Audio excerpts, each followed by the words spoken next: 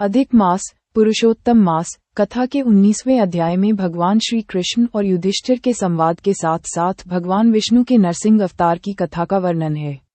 इस पावन अध्याय में व्रत के महत्व और हिरण्यकश्यप के वध की पृष्ठभूमि को विस्तार से बताया गया है। अधिक मास कथा अध्याय 19 विस्तृत सारांश।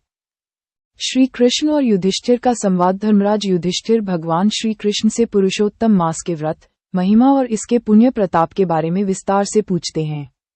तब भगवान श्री कृष्ण उन्हें समझाते हैं कि जिस प्रकार सब मासों में पुरुषोत्तम मास श्रेष्ठ है, उसी प्रकार इस मास में किया गया दान, जप, व्रत और पूजा मनुष्य को सभी पापों से मुक्त कर देते हैं। भगवान कहते हैं कि जो मनुष्य इस पवित्र मास में सच्चे मन से उपवास, स्नान और हरि स्मरण करता है, उसके कई जन्मों के पाप नष्ट हो जाते हैं और अंत में उसे वैकुंठ धाम की प्राप्ति होती है। पुरुषोत्तम मास के पालन का महत्व। श्री हरि स्वयं अपने श्रीमुख से कहते हैं कि पुरुषोत्तम मास सभी लोकों में आता है, किंतु इसका विधिवत पूजन और व्रत धरती पर ही सबसे अधिक फलदायी माना जाता है। जो मनुष्य इस मास में अनजान या परिस्थितियों के वश में होकर भी अनजाने में व्रत या उपवास कर लेता है, उसे भी इस मास की कृपा से अनंत पुण्य की प्राप्ति होती है। मनुष्य का जीवन पाकर जो इस मास की महिमा को अनदेखा करते हैं, वे जीवन भर पछताते हैं। हिरण्यकश्यप और नरसिंह अवतार की कथा का आरंभ यहाँ पर 19वें अध्याय की मूल कथा का समापन होता है और अगले प्रसंग के रूप में भगवान विष्णु के नरसिंह अवतार की कथा जुड़ती है। कथा आगे बढ़ती है और बताया जाता है कि हिरण्याक्ष, हिरणराज की मृत्यु के बाद उसके छोटे भाई हिरण्यकश्यप को बहुत दुख हुआ। वह अपने भाई की मृत्यु का बदला लेने और भगवान विष्णु को नष्ट करने के लिए कठोर तपस्या करने के लिए जंगल में चला गया।